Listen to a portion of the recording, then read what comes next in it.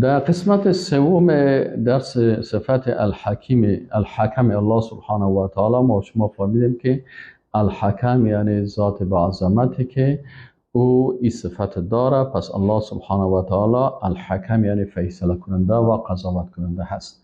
پس ما وقتی که مسلمان و با ایمان هستیم، چون الله الحکم است، فیصله کننده هست، بنابراین تعیین کننده حلال حرام، جایز ناجایز، حق باطل، کل ذی الله سبحانه و تعالی است. و انسان مسلمان با ایمان با این صفت الله ایمان می داشته باشه و کس دیگری را در این راستا حکم قرار نمیده. چرا اگر یک کسی به قانون مخلوق مراجعه میکنه، در حقیقت او مخلوق در این صفت الله شریک کرد و این شرک در چی میگن؟ شرک در صفات میگن. پس ما با این صفت الله میگیم که الحکم فیصله کننده در مورد تمامی ارزش ها که چی خوب است، چی زشت است، چی حق است، چی باطل است، چی حلال است، چی حرام است، چی جایز است، چی ناجایز است، این کلش فیصله کننده و حکم الله سبحانه و تعالی هست.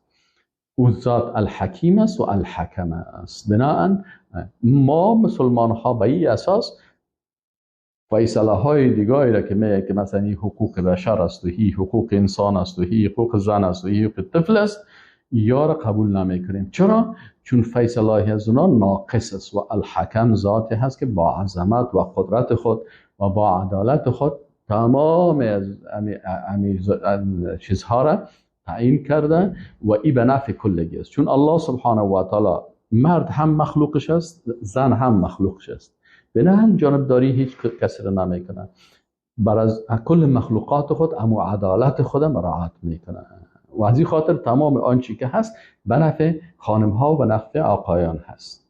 امی قسم اگر سیاه‌پوست است مخلوق الله هست، اگر سفید پوست است مخلوق الله هست، اگر زرد پوست است پیش الله کلش مخلوقاتش است. بنابراین اما احکامش عادلانه هست و ذات حکم است، برای کلشان عادلانه چی کرده؟ حکم کرده و این احکام تعیین کرده و این احکامش کلش به مصلحت کلی است، به اساس رحمت و مهربانی خود. هر کسی که اگر یک خانم عبادت الله را میکنه به جنت میره. یک خانم عقیده توحید داره، از مردهایی که عقیده توحید ندارن از این که اینا به جنت بیشتر میره. مثلا الله سبحانه و تعالی برای ام المؤمنین مادر ما و شما خدیجه کبری رضی الله عنها سلام فرستاد. اونجا بسیار مردها بود، لکن الله متعال برای عزیزانی که مقام بسیار عالی داشت برش سلام فرستاد. به این قسم مثلا برش جنت وعده داد، برش گفت قصری از قصرهای جنت الله بر تو آماده کرده. در اونجا تعداد مردها زیاد بود. جبریل امین علیه السلام از پیش الله سبحانه و تعالی میه و بر رسول الله صلی میگه رسول الله اینا یک خانم پیش تو میه، برش بگو که الله بر تو سلام میگه و برش خبر بده که الله بر تو باغ یعنی قصر از قصرهای خوبی را در جنت آماده کرده بر تو.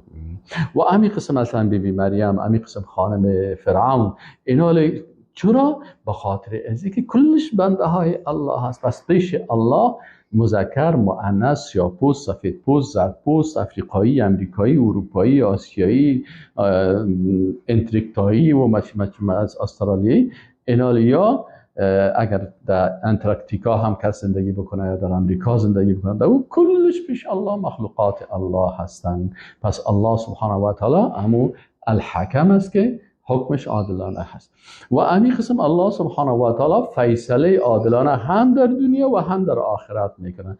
از این خاطر الله متعال ان الله لا ينظر الى صوركم و اقوالكم، الله به طرف چهره‌هایتان نمیبینه که تو چقدر هستی، سیاه‌پوست هستی یا سفیدپوست هستی یا خانم هستی یا آقا هستی یا فلانی هستی، ولا الى اقوالكم، به اینکه تو چقدر فصاحت و بلاغت داری. نه، الله با قلبت نظر میکنه چقدر تو ایمان قوی با قلبت داری. و الى اعمالکم، و به طرف اعمالتان رسول الله صلی الله علیه و چه قسم عمل تو میکنی. از این خاطر عمل انسان پیش الله ارزش داره و قلبش پیش الله ارزش داره و ایمانش پیش الله ارزش داره. نه اینکه جنسش باشه یا چهرهش باشه یا رنگش باشه یا نژادش باشه، این چیزا پیش الله نه، چون الله عادلانه کل است. از این خاطر بلال حبشی سیاه‌پوست به جنت میره و ابو لهب الله متعال میگه در دوزخ میره. اینال الله سبحانه و تعالی اینمی قسم عادلانه در دنیا هم فیصله میکنه و در آخرت هم الله متعال عادلانه فیصله میکنه. اگر کس ایمان داشت و توحید داشت، چی زن بود چی مرد بود چی سیاه‌پوست سفیدپوست، ایمان داشت و توحید داشت جنتی هست، و اگر ایمان نداشت و توحید نداشت هر کسی که باشه دوزخی هست.